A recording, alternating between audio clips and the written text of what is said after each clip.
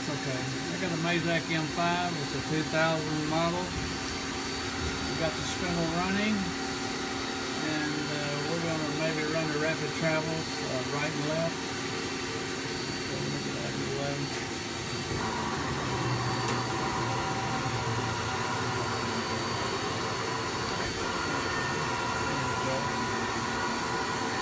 Okay, give me a cross.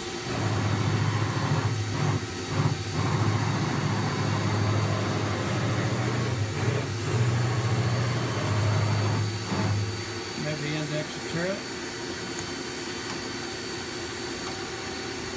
There you go, that's it. Alright, can you do the back one?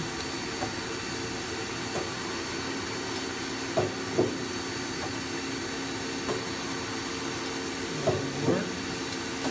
That's good. This machine has got 80-inch centers. It's got a chip conveyor.